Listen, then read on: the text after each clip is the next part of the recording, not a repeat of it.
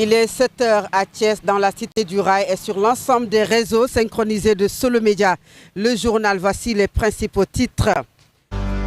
Takku Wallu Sénégal veut la lumière sur les 650 millions d'euros de Total Return Swap contractés par l'État du Sénégal. Il compte déposer une résolution pour la mise en place d'une commission d'enquête parlementaire. La Semaine nationale de la jeunesse est officiellement lancée. Le chef de l'État, Bassirou Diomaye Faye, a présidé la cérémonie hier au stade Lat Dior de Thiès. Et puis And Gueusseum qui annonce des grèves de 112 heures dans tous les 15 jours. Le climat social donc reste tendu dans le secteur de la santé. L'Alliance And Gueusseum a lancé son 9e plan d'action prévoyant des grèves de 112 heures tous les 15 jours à partir du 8 avril. L'Inter, le sport avec le match du Sénégal contre la Gambie, c'est cet après-midi au stade Abdoulaye Wade de Diamniadio. Et puis la revue de la presse mettront un terme à cette édition.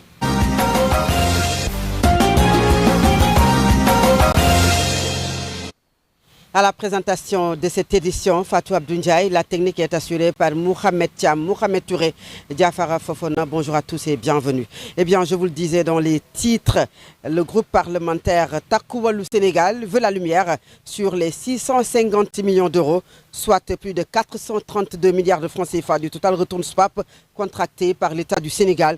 Il compte déposer une résolution pour la mise en place d'une commission d'enquête parlementaire. Le groupe parlementaire Takku Wallu a tenu une conférence de presse hier au siège de l'Alliance pour la République. Je vous propose d'écouter Maître Aïssata Tall Sall.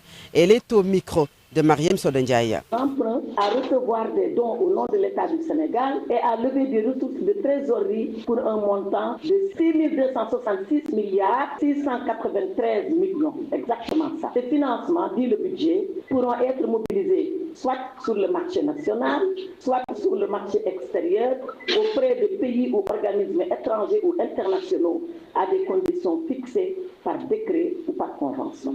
Voilà la formule. Cette formule-là, elle apparaît dans tous les budgets. Tous. C'est une formule classique, régulière, qui intervient. Mais est-ce que ça peut autoriser le ministre des Finances à recourir à un mécanisme aussi dangereux dans une situation particulière où nos finances publiques sont en difficulté et dire oui, j'ai informé l'Assemblée nationale. C'est comme ça qu'il nous informe, après avoir fini son opération.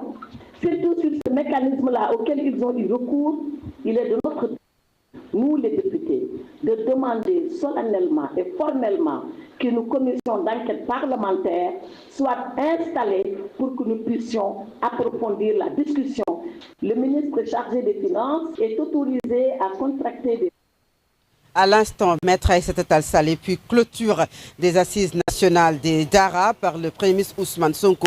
Pendant 2 jours, des échanges ont tourné sur le repositionnement du DARA au sein du système éducatif, des travaux pour un Sénégal souverain, juste et prospère et ancré dans nos valeurs fortes. Les détails avec Khalifa Ababakar Fall.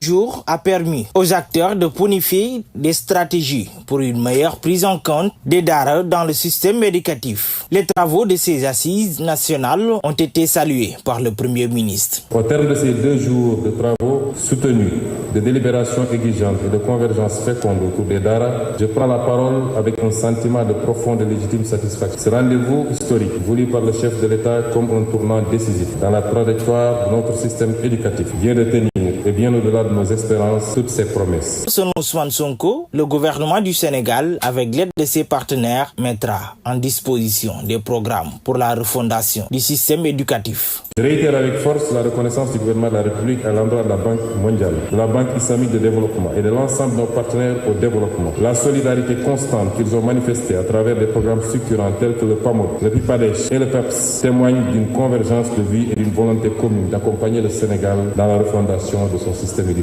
Il dit prêt à porter le combat auprès du président de la République pour que les enfants aient accès à une meilleure éducation.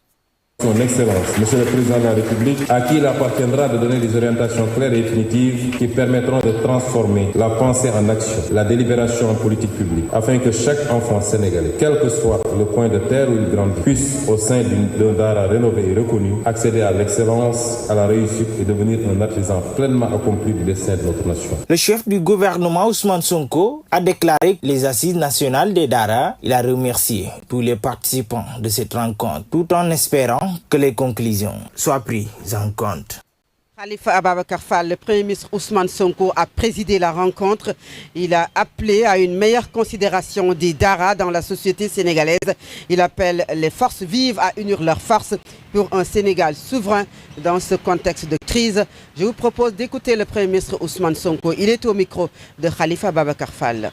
C'est un groupe de presse souvent appuyé par de petits cercles très actifs sur les réseaux sociaux influence fortement l'opinion publique. Sur la question de l'homosexualité, les voix qui dénoncent les lois en vigueur au Sénégal restent, selon certains, minoritaires au sein des organisations occidentales de défense des droits de l'homme. Avant de s'engager dans certains combats, il est important de se préparer et de bien mesurer les enjeux. Depuis l'adoption de lois relatives à cette question, plusieurs prises de position critiques à l'égard du Sénégal ont été observées à l'international. Dans ce contexte, certains estiment qu'il est essentiel de préserver la souveraineté nationale, d'accepter les sacrifices nécessaires pour le développement du pays et de travailler à la construction d'une société conforme à ses valeurs. Cela implique également, selon cette vision, de faire face à des influences extérieures perçues comme hostiles, parfois difficiles à identifier. Et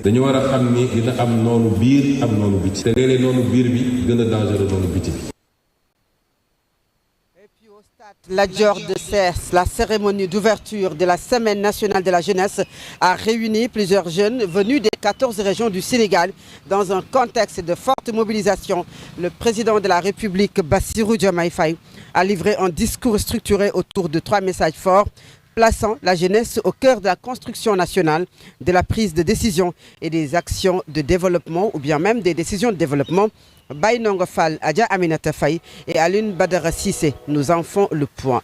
La ville de Thiès a accueilli ce lundi l'ouverture officielle de la Semaine nationale de la jeunesse. L'événement a rassemblé plusieurs participants venus des 14 régions du Sénégal, ainsi que des autorités administratives, gouvernementales et des acteurs du monde sportif et associatif. La cérémonie tenue au stade Lat Dior a été présidée par le chef de l'État, Bassirou Diomaye Diakhar Faye, dans une ambiance de forte mobilisation marquée par des chants, des défilés, des performances culturelles et un important dispositif d'encadrement. Dans ce contexte de grande mobilisation, le président a insisté sur la place centrale de la jeunesse dans la construction nationale. Le Sénégal que nous construisons ne sera pas sans sa jeunesse.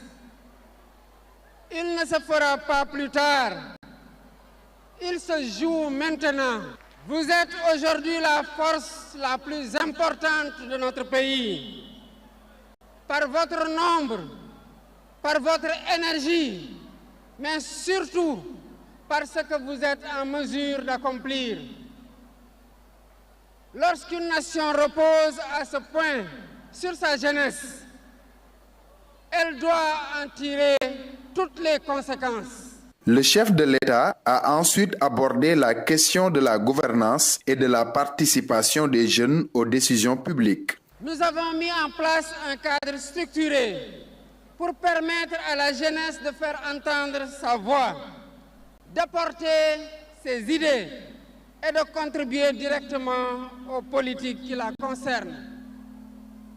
C'est le dispositif opérationnel que nous expérimentons depuis 2 années. Enfin, le président a mis l'accent sur les actions concrètes, notamment les investissements dans les infrastructures et le sport comme levier d'insertion. Des infrastructures de proximité sont en cours de déploiement dans des dizaines de communes du pays pour élargir l'accès à la pratique sportive et permettre à nos talents d'émerger. Ici, à Thiès, une étape importante sera franchie. 3 messages forts entre priorités données à la jeunesse, inclusion dans les décisions et investissements structurants qui traduisent la vision des autorités pour une jeunesse au cœur du développement national. Baïnongo Fall, le maire de la ville de Thiès, Dr Babacar Diop, a réceptionné ce lundi des lots de matériel de la part du ministère de l'Environnement et de la Transition écologique. Une action qui entre dans le cadre des préparatifs de la célébration de la fête de l'indépendance du 4 avril dans la cité du Rail. Le maire Babacar Diop, que je vous propose d'écouter, il est au micro d'Al-Amin Senghor Ibrahima Khalil Djamé. Nous sommes très heureux ce matin de recevoir cette belle délégation du ministère de l'Environnement et toute la direction du cadre de vie. Et c'est l'occasion de témoigner toute notre reconnaissance au Dr Abdourahmane Diouf et ses services qui ont apporté une contribution très importante depuis le début des préparatifs de cette fête d'indépendance. Depuis que le président de la République a pris cette décision historique de délocaliser la fête ici à Thiès, nous avons accueilli plusieurs délégations des différentes directions ou services du ministère pour venir à Thiès, faire le diagnostic avec nous, faire le constat avec nous et voir dans quelles conditions ils pouvaient apporter leur contribution. Aujourd'hui, au moment où nous réceptionnons ce nom de matériel, et je voulais en profiter pour remercier très sincèrement tout le ministère, mais remercier le docteur Abdourahmane Diouf pour sa contribution et pour son engagement au service de Thiès, au service de cette belle ville.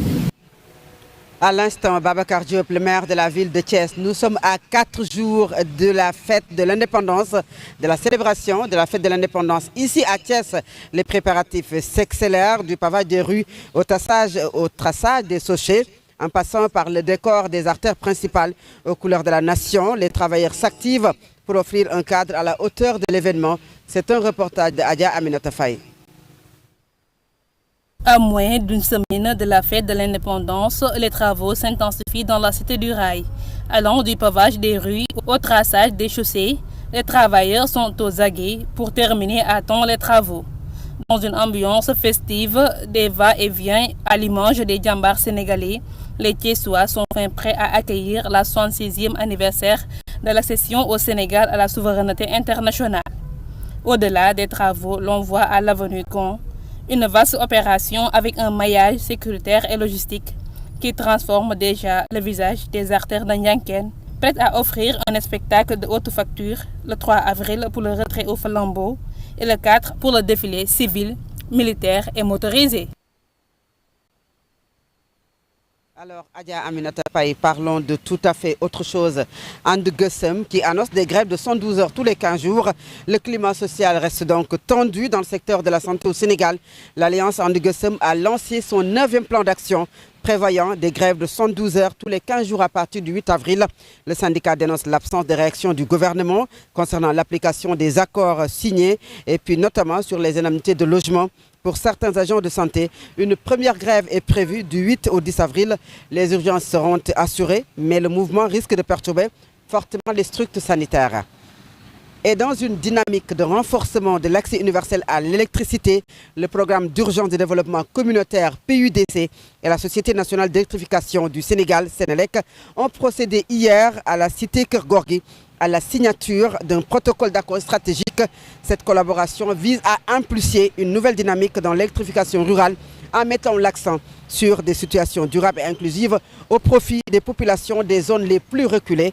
C'est un compte rendu de Awa Aïcha Diop. Au siège de la Sénélec à Cité Keur Gorgui, le programme d'urgence de développement communautaire a signé ce lundi un protocole avec la Sénélec pour renforcer l'accès à l'électricité en milieu rural. Monsieur Kounte, coordonnateur général du programme d'urgence de développement communautaire, revient sur les objectifs et les coûts liés à ce protocole. Ce présent protocole que nous venons de signer nous permettra quand même de finaliser 239 localités, dont 100 qui étaient en attente de mise en service avant la suspension des travaux et 139 où les travaux étaient en cours. mais qui ont été quand même suspendus suite à un constat d'irrégularité sur la convention initiale qui a été signée avec une entreprise de la. L'objectif, c'est de finaliser les 239 localités pour permettre au monde rural d'avoir accès à l'électricité. Pape Toby Gueye, directeur général de la Sénélec, détaille les engagements pris par la société dans le cadre de ce partenariat. L'objectif global, c'est de terminer les travaux d'électrification donc de 239 villages, dont 139 étaient déjà prêts à l'emploi. Je pense que si vous avez suivi dernièrement, il y avait beaucoup de villageois qui sortaient, donc de beaucoup de la population qui disaient qu'il y avait déjà des travaux entamés dans leur localité et qu'on ne pouvait pas finaliser. Et comme il a dit, en tout cas, il y avait des contraintes sur ce projet-là suite donc à la défaillance de l'entreprise qui était chargée de mettre en œuvre ces travaux. À travers ce partenariat, le programme d'urgence de développement communautaire et la Sénélec entendent accélérer l'électrification des zones rurales et améliorer durablement les conditions de vie des populations. Une initiative qui marque un pas de plus vers un accès équitable à l'électricité sur l'ensemble du territoire national. Point FECO du réseau international des autorités de sécurité sanitaire des aliments Infosan venus du Sénégal, du Burkina Faso et du Mali ont participé hier à Dakar à un atelier de renforcement de capacité consacré à la gestion des urgences alimentaires. Cette rencontre vise à les outiller pour mieux prévenir, détecter et gérer les crises sanitaires liées aux aliments, tout en renforçant la coordination au niveau national et sous-régional, ainsi que les mécanismes de notification et de collaboration entre institutions. Le professeur Mamadou Diop, président du comité national du Codex Sénégal, et docteur Mamadou Ndiaye, spécialiste en sécurité sanitaire, que je vous propose d'écouter. Ils sont au micro de Ndeye Mariem Ndiaye. Renforcement des capacités de réponse aux urgences de sécurité sanitaire, mais également d'amélioration de la qualité de l'alimentation de rue, et qui concerne 3 pays, le Sénégal, le Burkina et le Mali. Ce qui justifie d'ailleurs la présence de nos frères et amis de ces 2 pays à l'occasion de cet atelier, et qui a pour objectif de renforcer les points de contact d'urgence du réseau Infosan. Le réseau Infosan, c'est le réseau qui au niveau international s'occupe de tout ce qui est gestion des alertes en matière de sécurité sanitaire des aliments. Ça veut dire quand il y a une intoxication quelque part, il faut que l'information puisse passer pour arriver au niveau de tous les pays qui sont du réseau Infosan. C'est une activité extrêmement importante parce que nous essayons d'améliorer le système dans son ensemble. Et nous avons travaillé sur les bonnes pratiques, on a fait le diagnostic de la restauration de rue, on a produit des guides de bonnes pratiques que nous sommes en train de vulgariser. Maintenant, il nous faut améliorer le dispositif de gestion des urgences. Et dans cet aspect-là, il y a un élément important, c'est la circulation des marchandises. Donc quand nous recevons des marchandises, nous recevons certes un aliment, mais qui peut être contaminé. À terme, nous cherchons à ce qu'on ait un système sous-régional performant pour prendre en charge la circulation des aliments qui peuvent être dangereux.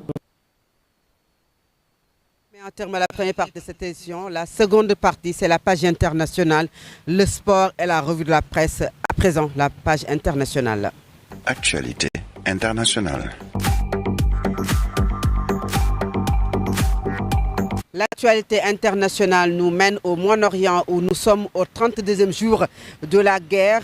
Téhéran a été secoué par plusieurs explosions et des coupures de courant dans certaines parties de la capitale. Le Premier ministre israélien Benjamin Netanyahu a estimé pour sa part hier soir avoir atteint plus de la moitié de ses objectifs de guerre alors que l'armée israélienne a annoncé la mort de 4 soldats dans le sud du Liban. Et puis les médias iraniens ont fait état d'explosions et de coupures de courant à Téhéran. Ce matin, l'agence de presse Fars a évoqué plusieurs explosions et des coupures de courant dans certaines parties de la capitale. L'agence Tasnim a mentionné des explosions entendues dans l'est et dans l'ouest de Téhéran ainsi que des perturbations dans l'approvisionnement en énergie dans l'est du pays. Et de son côté, la force intérimaire des Nations Unies au Liban, FINUL, a annoncé que l'explosion d'un projectile d'origine inconnue avait tué 2 casques bleus dans le sud du Liban. Hier, la veille, un autre avait été déjà tué. Et enfin, l'Iran qui a confirmé aujourd'hui la mort du commandant de la marine des gardiens de la révolution, Ali Reza Taksiri, qu'Israël avait dit avoir tué la semaine dernière. Taksiri, l'un des visages des forces armées les plus connus du public, a succombé à des blessures graves, ont indiqué les gardiens sur leur site c'est par News. Et à présent, c'est la page sportive. Solo Média. L'actualité sportive.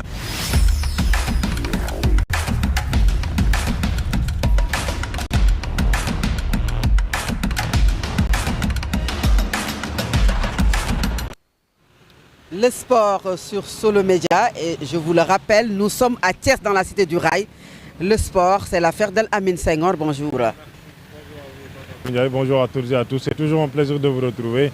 Encore une fois, un immense plaisir d'être à Thiès dans la ville du Rail. L'actualité sportive, comme vous l'avez dit. Alors, jour de match aujourd'hui, le Sénégal défie la Gambie. Oui, c'est cet après-midi en amical au stade Maître Abdoulaye Wade de Diamniadio. Exactement, c'est un match amical assez important pour l'équipe nationale du Sénégal au stade Maître Abdoulaye Wade de Diamniadio. À partir de 19h en début de soirée, les Lions du Sénégal défieront donc les Scorpions. Il s'agit du dernier match amical durant cette trêve internationale du mois de mars. Sachez que le groupe a pris donc ses repères hier au stade Maître Abdoulaye de Diamniadio avec une séance d'entraînement zéro risque ou zéro intensité. Seul Pape Makhtar Sarr était absent de cette séance d'hier. Pour l'instant, aucune inquiétude signalée, mais également aucune info sur son absence. Il était en compagnie avec Edouard Mendy, en compagnie de presse. Je veux dire donc le coach Pape Thiaw. Sachez que selon lui, quand le Sénégal est uni, nous pouvons faire tomber des montagnes, a-t-il laissé entendre hier le coach de l'équipe nationale du Sénégal. Il exige la libération des 18 supporters détenus au Maroc. Le procès, je rappelle, est à nouveau renvoyé le 13 avril prochain à Rabat, Sénégal-Gambie, donc Fatou Abdoulaye. C'est ce soir à partir de 19h à Diamniadio exactement, au stade Maître Abdoulaye de Diamniadio. Les deux pays frères ne se sont plus croisés depuis janvier 2024. On se rappelle lors de la CAN Côte d'Ivoire 2023 où le Sénégal avait gagné donc 3-0. C'était sous l'ère Aliou Cissé. Et d'ailleurs, lors de ce match-là, c'était donc le jeune Lamine Camara qui avait marqué donc un doublé, un match donc à prendre au sérieux, puisque peut-être ce sera donc le dernier match du Sénégal avant donc d'aller en Coupe du Monde ou avant donc de jouer la Coupe du Monde 2026. Donc un match très important à prendre en compte. Et en parlant de cette Coupe du Monde, Fatou Abdou, sachez que la République démocratique du Congo joue sa chance aujourd'hui pour retrouver la Coupe du Monde 52 ans après leur première apparition donc, de cette Coupe du Monde. Sachez que les Léopards sont donc à 90 minutes de réussir un exploit. Une petite victoire suffira bien entendu donc contre la Jamaïque pour que la RDC puisse donc faire cet exploit, aller en Coupe du Monde 2026. Nous avons encore une fois donc bien sûr, nous allons scruter le résultat de ce match qui se jouera à 20h. Fatou Abdoulaye. Alors on joue toujours les qualifications pour la Coupe du Monde? Oui, exactement. On les joue toujours pour les équipes qui avaient, en tout cas qui étaient qualifiées pour les barrages intercontinentaux. C'est pourquoi la RDC joue aujourd'hui sa carte, puisque la RDC reste aujourd'hui peut-être une équipe qui peut compléter le continent africain pour que le continent puisse avoir 10 représentants. Mais cela passera forcément par une victoire ce soir face à la Jamaïque. Alors, que le meilleur gagne. Championnat du Sénégal de football. La 21e journée est bouclée hier au tableau des classements. Oui, vous l'avez dit, cette 21e journée qui a été donc bouclée avec surtout des matchs chocs hier. D'abord pour la Ligue 1 sénégalaise. Sachez que l'équipe de l'US Gorée a défait hier l'équipe de la Sonacos sous le score de 2-1. Parallèlement, Cambérène s'est encore une fois donc incliné face à l'équipe de Walidane, ce qui fait que Cambérène sombre davantage sous le, en tout cas au bas du classement de la Ligue 1 sénégalaise. Sachez que AGEL de Rufisque reste toujours à la tête du championnat, talonné par l'équipe de l'US Gorée qui reprend la deuxième place à côté donc de l'US Gorée. L'équipe de Guédiawaye FC est à la 11e position pour l'instant. Sonacos et Cambérène sont donc les équipes relégables. Et en Ligue 2 sénégalaise, pour les résultats d'hier. D'abord, Djambar s'est incliné face à Amitié FC, là où Oslo FA a fait match nul 0 but partout face à l'équipe de Esamaï. UCS Sport également a fait match nul 0 but partout face à l'équipe de l'AS Saloum. Vous le regardez donc sur le petit écran avec justement les résultats au classement de la Ligue 2 sénégalaise. Esamaï est à la tête, suivi de l'AS Douane. Et l'AS Saloum occupe la 3e position. UCS Sport et l'équipe de Thiès sont pour l'instant donc Fatou Abdou les clubs relégables. C'est la fin de cette page sportive. Mais surtout, il faut que nous prenons justement donc départ direction du stade Diamniadio puisque ce sera une grande fête aujourd'hui du football sénégalais. Et nous allons quitter Thiès pour aller à Diamniadio et vous faire vivre ces moments également du sport, des moments très importants. Et c'est cette page sportive, mais il reste un point de cette édition, c'est la revue de la presse. Nous restons avec Al-Amin Senghor.